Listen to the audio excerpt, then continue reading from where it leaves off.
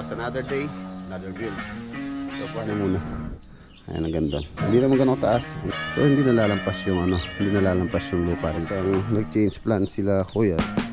Yung nandito po kami sa second na pumunta namin. Ito po yung ilagay sa may garage mismo, nakaharap siya sa garahe. ano umuhuni din sa semento. Po ni owner dito na ito sa taas. Pero yun nga kung kami. Ayan na mga boss, naihatid ko na rin po si Architect Lab. Iya mo ano?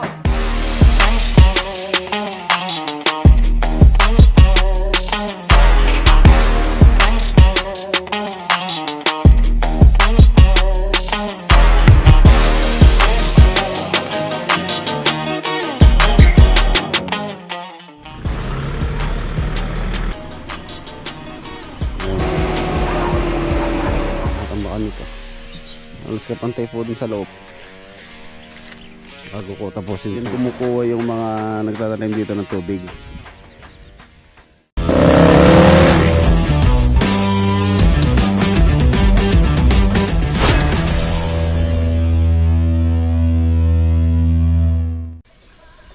Good morning.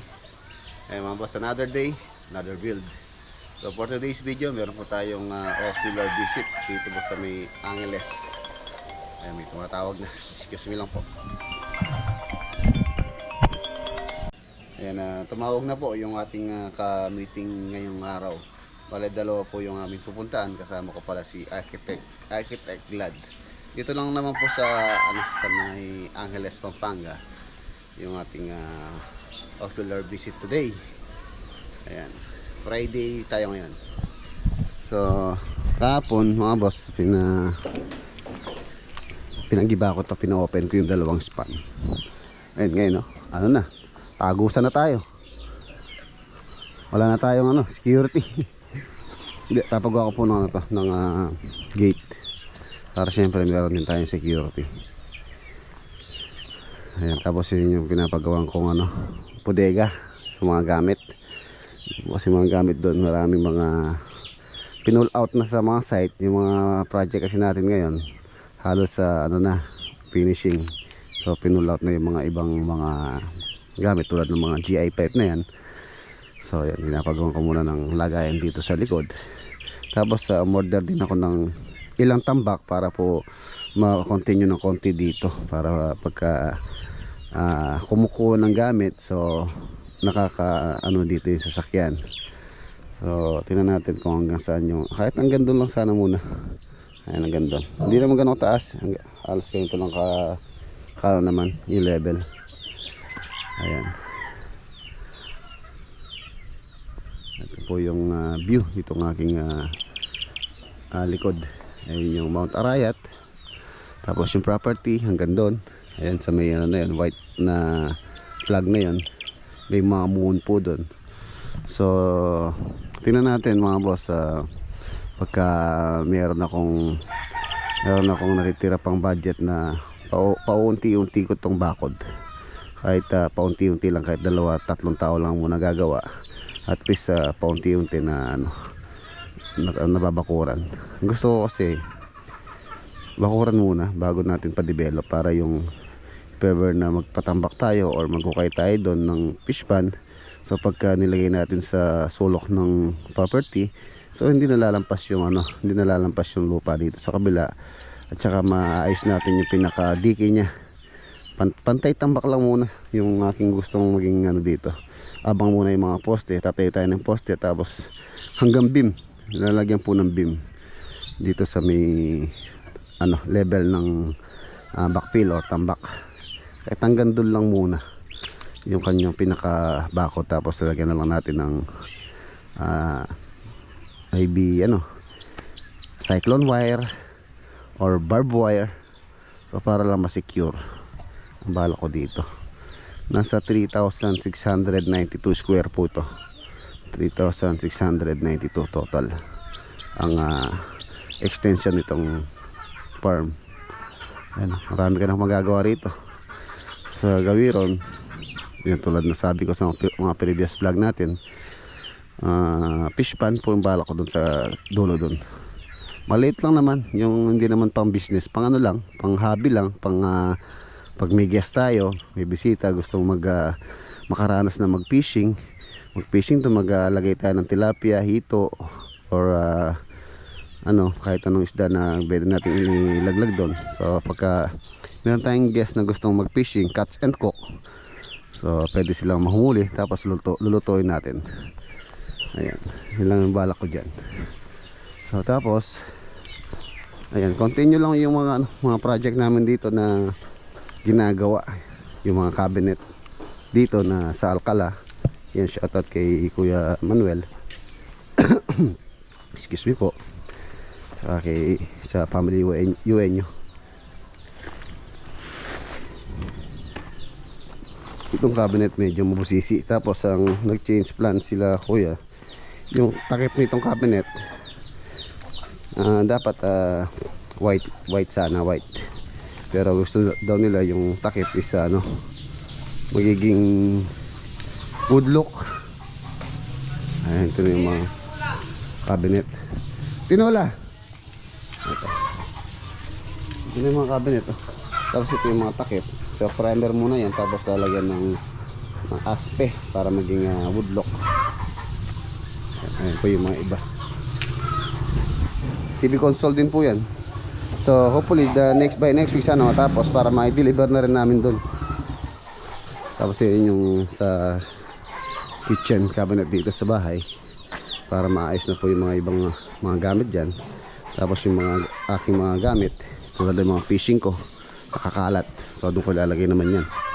Yung mga fishing rod, so doon ko ilalagay naman sa bodega na yun. Ayan yung garahe, hindi pa rin tapos. Okay, tara. Daanan muna natin si architect. Ayan, daanan muna natin si Architect Gladwayne. Okay, nandito na tayo.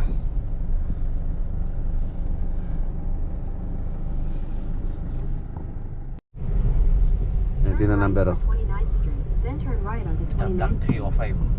401 ba yan? Nandito na po kami sa subdivision. Kasama ko si Arky Angeles.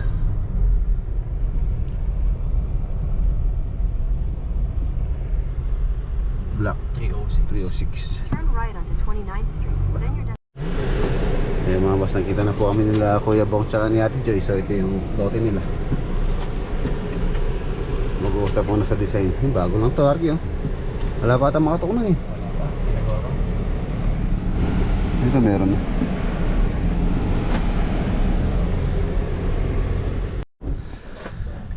Ayan, nandito po kami sa second na pumuntahan namin. Ito po yung property. Garahe, pangit tignan. Hindi naman po, sir. Kadalasan ng main door, di ba, nasa may harapan mismo. Yung iba, sir, gusto nakatago nga, sir. Oo, hindi pa pangit tignan kung ilagay sa may garage mismo, nakaharap siya sa garahe. Hindi naman po, sir. Sige, gawan natin ng Floor plan. proposal yung gano'n. Parang ganito na, sir. Ito. Ayan, ito po yung property. Meron po siyang existing na bahay na hindi na continue. Ayan, bali nabili po ni owner to, na nandyan na po yung bahay. So pinapatingin niya sa atin kung kaya ng second floor itong bahay na to. 2008 po yata, kung di ako nagkakamali, yung pong nito nung tinayo.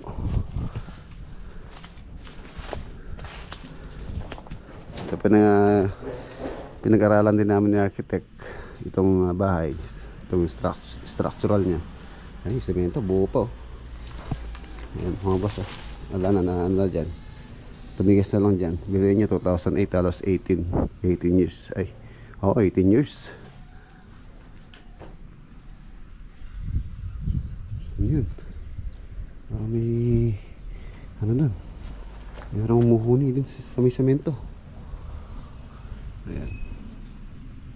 Second floor ang gusto po ni owner dito, na 4 bedroom, isa sa baba, 3 sa taas. Pero Yun nga, kung kaming tatanungin kung kaya ba ng structure niya yung second floor.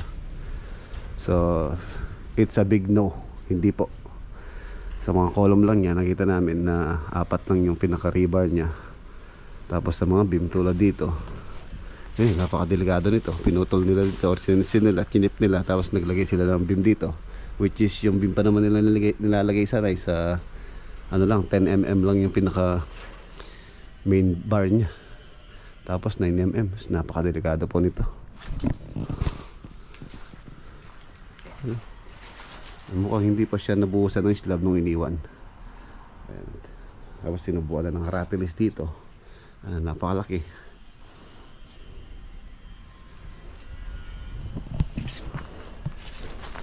So ayan.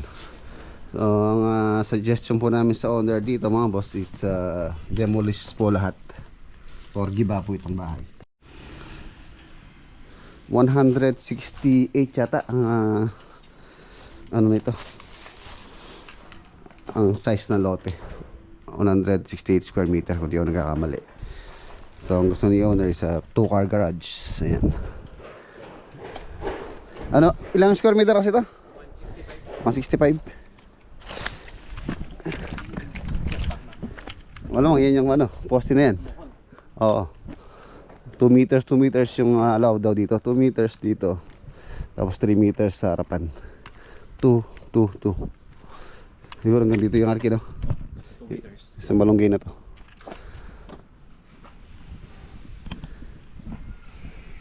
Parang gubat sa loob yan, no? Eh, ano yun, oh. Fresco. Oh, fresco nga eh. Ayan na mga boss, naihatid ko na rin po si Architect Glad. So tayo, and diretso tayo dito sa Bacod Project. Nandito na tayo, dito po sa Nueva Ecija.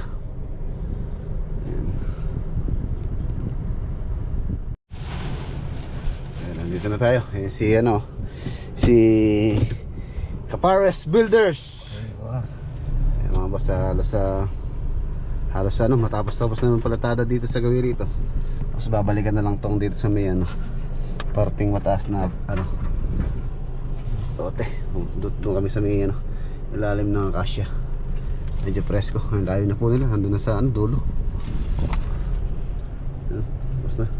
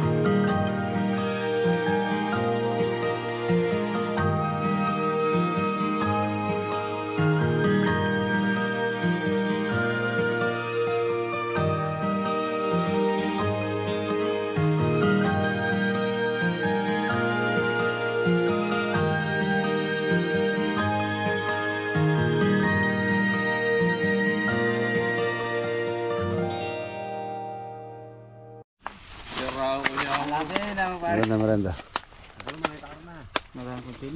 Pera na lang, pera. Iya mo ano? Iya mo ano?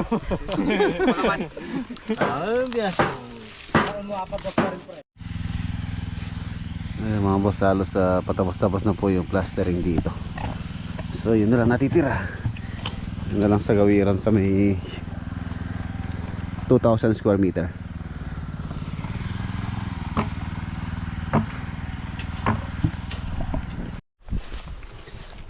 Ay mga boss, iwanan natin sila. So siguro sa tansya ko next week matapos-tapos na po kami dito. Isang linggo na lang. Tapos pala pinapasimento pa ni owner yung sa may bridge, yung isa dito at saka isa doon. So tignan natin kung matapos natin next week. Yun din kasi yun doon na lang yung papatungan pa yung 3 patong doon. Sasaraduan na yung ano doon, pagka na plastering na doon. Sasaraduan na yung access, yung pong ikutan nila doon. So tara.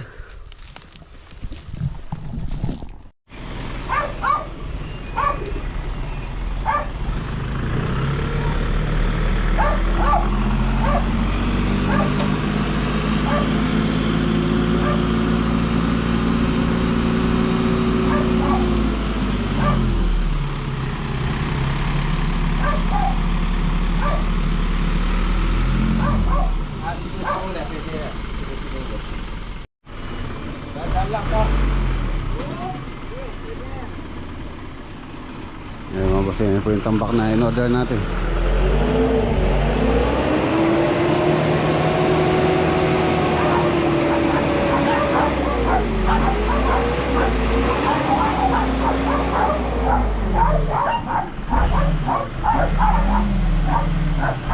Ilan yung in-order niya? 15.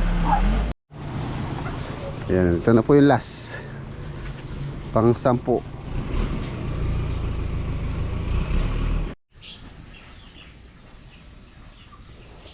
Tatamaan na naman ito itong aking kamyas.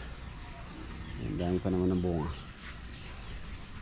Malilipat naman siguro yan. Yung guibana doon nabuhay po siya. Bale yung avocado lang yung namatay. The rest ito buhay to, tsaka yun doon buhay po siya. So yung avocado yan patatanggal ko na dahil namatay, natuyo po siya. Yun lang ililipat ko doon. Yan. Yun no, 10 elf, 10 mini dam. Ayan, ayan lang po yung natambakan niya. Siguro more or less mga ano to, pagka nababa pa to hanggang dito 5 mga siguro mga ano, mga 5 meters by 10 meters. So nasa 5 times 10 nasa 20 ay 50 square meter, tama ba? Oo, 10 meters siguro hanggang dito.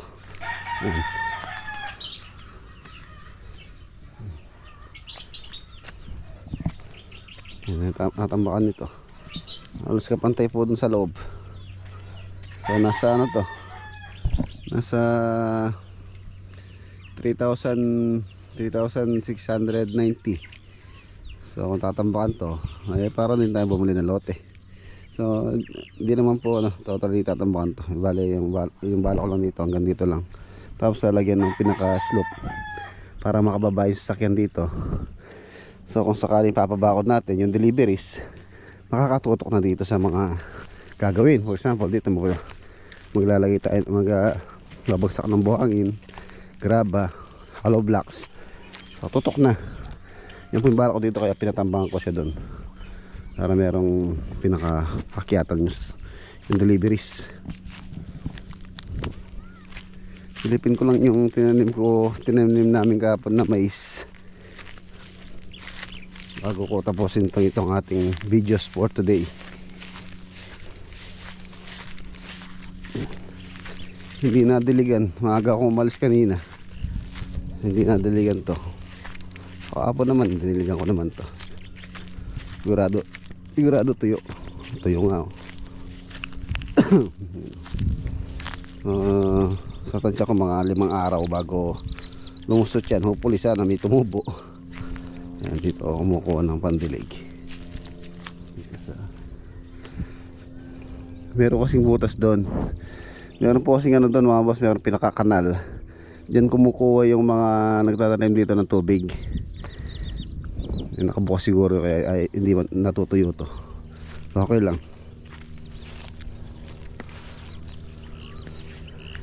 May palay pa, no? Palay, oh.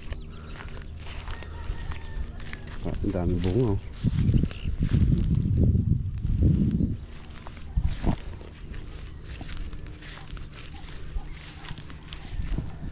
Siya, oh.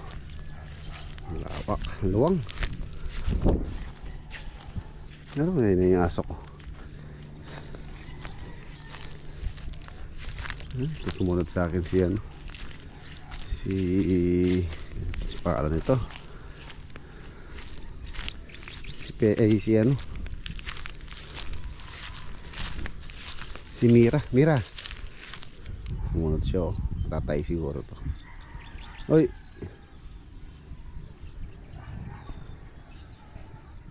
ayan na mga boss, bali mamaya po pala meron tayong pupuntang ano, Lamay. Bali magkikipaglamay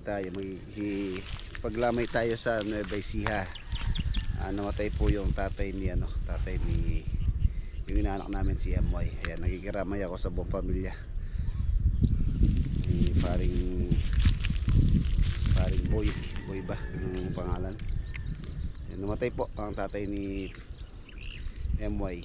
So yun, mamaya magkikita-kita kami sa Black Shadow ni parang Jimmy sa Cabiao. Mga boss, dito ko na po tatapusin yung ating vlog for today. Kita po tayo bukas sa next upload. Paalam po, God bless, ingat.